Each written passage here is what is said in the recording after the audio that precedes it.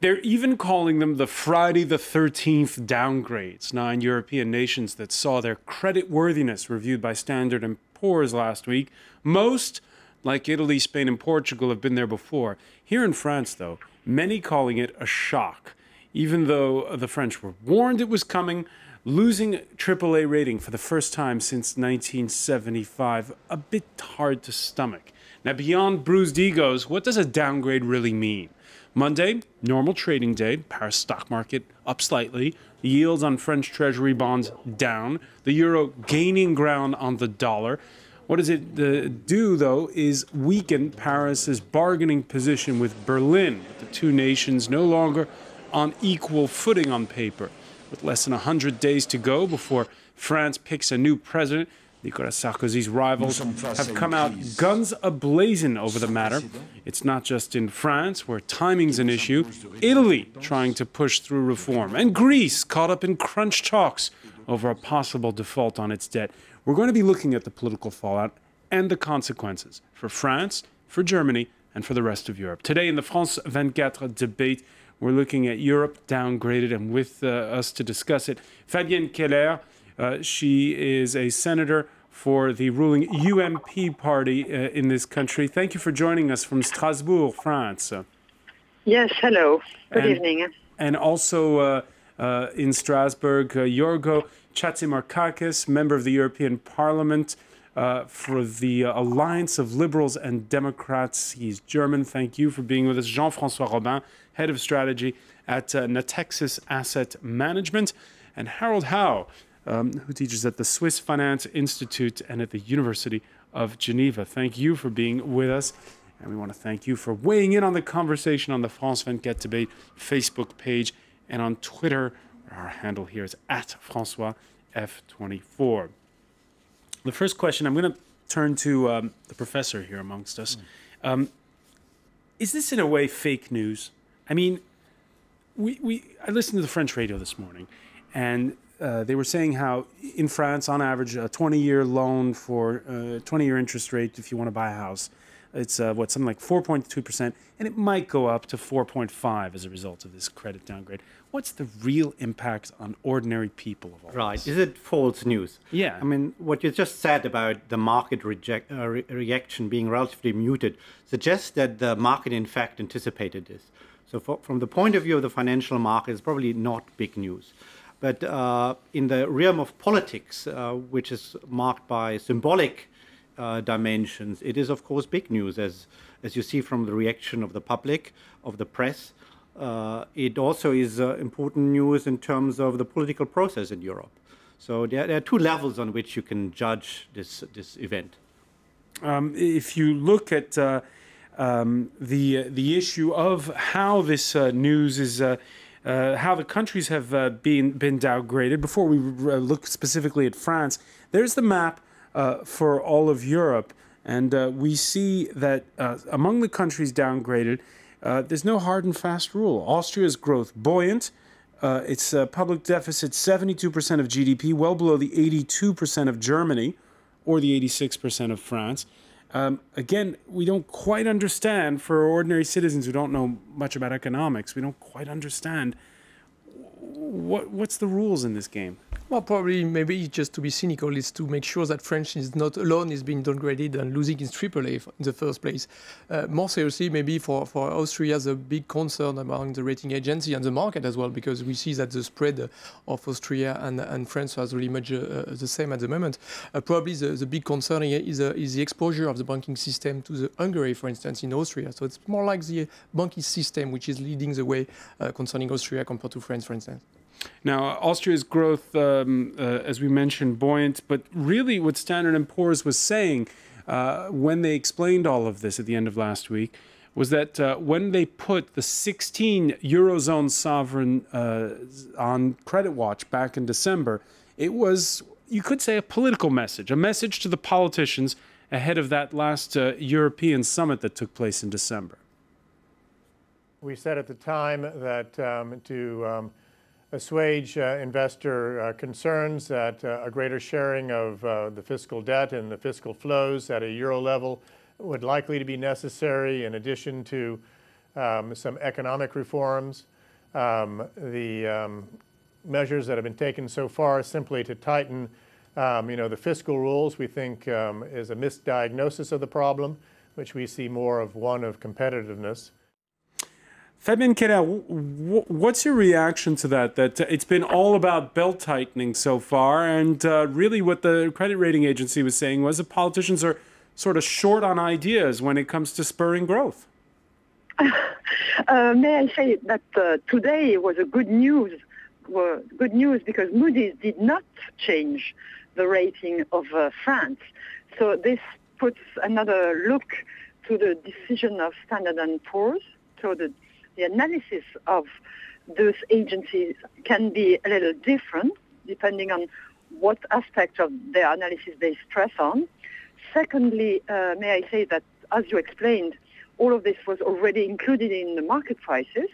This is why the markets were pretty well today, and having no crisis, no shock, no huge reaction. But as you know, we are in a very active presidential campaign, so the reactions among the politics were very active.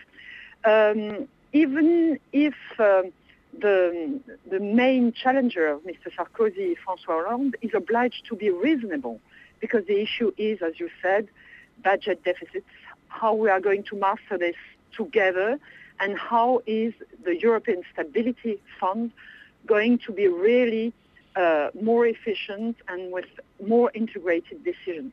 So I think the main consequence is to put the stress on the policy, the European politics, so they make decisions quicker concerning Greece, concerning the European Stability Fund, concerning also the very important situation of Italy, Spain, Portugal. You put the nail on the head there when you talk about more integrated politics within the Eurozone. We can call up a chart of how much it costs the governments to borrow with 10-year treasury bonds for some of the key nations within Europe. And there's a huge discrepancy. Germany, which is under 2%, the French above 3%, and of course it goes all the way to Greece, which is on 28%, a huge discrepancy. That's not the sign of an integrated Europe, Harold Howe. Of course not. Today. Greece is really in a very dramatic situation. It's rated as a default country anyway. The big issue is today for Portugal and Italy. Italy was downgraded to a BB+. The others are still A or better. So the issue for us is to remain as a consistent Eurogroup. So what do we do to the countries that are in the biggest difficulty? May I recall that, for example, in Portugal, they already took very difficult measures, like lowering the wages of the civil servants by 25%. So the structural measures are ongoing at a national level. Plus, there is the issue about what do we decide together in terms of minimum decisions taken by each of us, and the common structure, that's the European Stability Fund. The principle has been already decided, but how is it going to help each individual country? So this is still on the way, and the summit at the end of the month will be very decisive for that. And for France itself... Let me, before we get to France, let me just ask Harold Howe about the imbalance there between the different nations within Europe. Can Europe go on for long like this? I mean, the bleeding wound is probably not the divergence that we see right now between French yields and German yields that are 2%. And the financial significance of this might be minor. The real development that we see is, I guess, growing skepticism about the ability of Greece to turn the corner. We have seen that Ireland turned the corner. It was a very successful turnaround. But on the Greek situation, I think that's the bleeding wound of Europe. And I think that's going to be the main focus, I think, of the crisis in the coming weeks and months. I think we can now go to Yorgo Chatzimarkakis in Strasbourg. Apologies for the technical issues we had at the outset of the program, Yorgo. On this issue, your heritage is Greek. Are we devoting too much attention to the credit rating agencies and not enough to what's going on in Greece? Well, I think here in Europe, especially in Germany, I might have a Greek heritage. I'm a German politician, nevertheless. People start to question the role, of course, of the rating agencies. That's not a conspiracy, but the German finance minister today said we have to re-regulate the role of rating agencies. That's on one hand. So we give them too much weight in our assessment. On the other hand, Standard & Poor's made a clear verdict also on not only Greece, but also on this last summit with the strong role of Chancellor Merkel and strong role of Germany. And the role of Germany said that we will save Europe by spending less, by keeping the poor economies in the south on a low level. As you said, we have to tighten the belt. And it seems that this is not what Standard & Poor's and maybe other rating agencies wanted to hear. We have to tackle the question of the role of the ECB. All the countries like the United Kingdom, like the United States that might have downgraded as well, but all these countries still are rock solid because their central banks have a different role to play. And this is where I think we as Europeans have to rethink the role of the ECB, otherwise we won't come out of that mess. And do you agree with what some French politicians are bandying about, the creation of a public European rating agency? I was one of the first members of the European Parliament asking for that. We need a European, not a public, it could be a foundation, you can say semi-public, but it should be a foundation that rates, also makes a rating out of European eyes. We can see that in the rating market there's an oligopoly, there's not enough transparency. These are questions that we have also to question and to tackle here in the European sphere.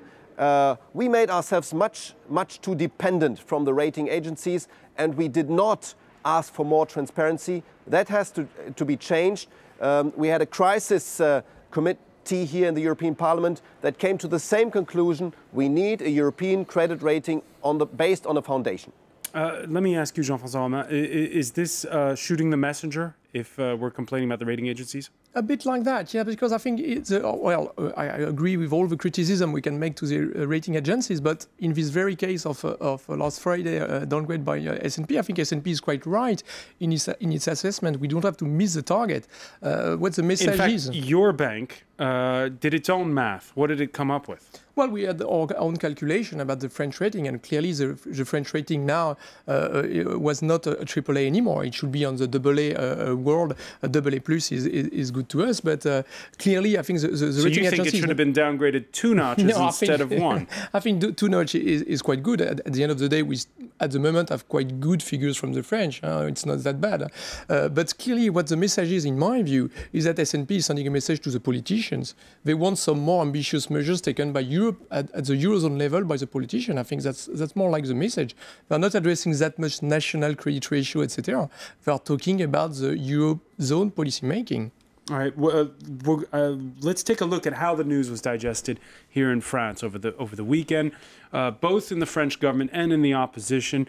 Yorgo Chatzimarkakis was talking about conspiracies, whether or not, but there was public grumbling over Anglo-Saxon rating agencies, as some put it. There was even a demonstration by the leftist Front de Gauche Saturday outside the Paris offices of Standard & Poor's. And there was also the main problem for the leader of France's Socialist Party, the largest opposition party, the candidate for president, is he was looking more squarely at what this does to the Franco-German couple. Take a listen.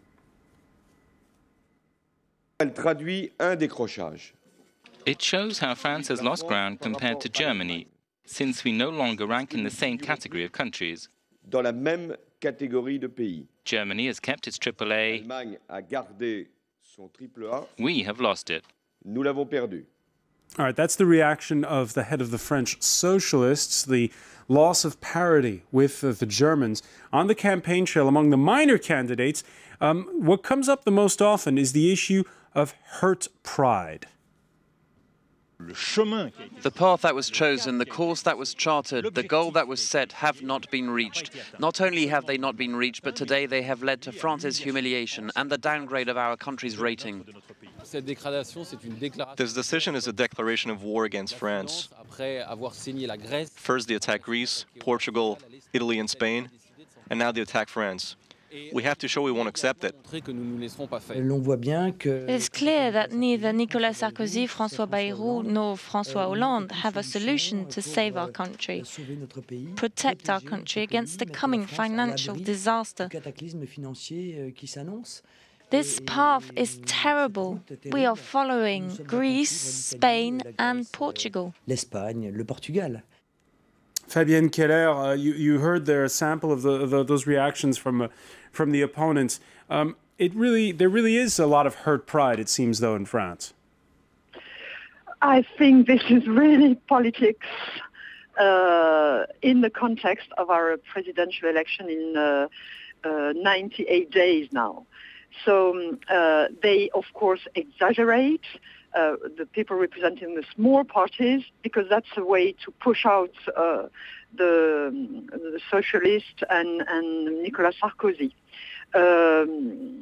I don't think it's what they say is true because the bond markets already included the fact there is a difference in the risk between Germany and France for weeks, far before Christmas.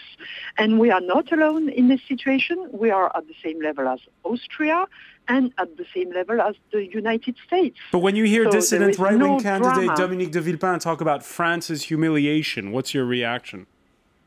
Oh, this is like a student having a bad result at its exam. It's true that the French government stressed a lot in the past about the importance of budget efforts so that we could keep the AAA. And we have made efforts in our budget having a severe plan to have economy and new taxes, but even though we lost. So Dominique Villepin is in his posture, in his position of a very small candidate, probably will not have those signatures required to be really candidate, so he's systematically in opposition. I don't believe he believes himself in what he says, but he uses the fact that the French does not feel very well about not having the best rate in the world. All right, and we want to thank you. I know, Fabienne Keller, that you unfortunately have to leave us for now, but the debate will continue when we come back. And we'll be looking at the political reactions across the Rhine in Germany. Stay with us.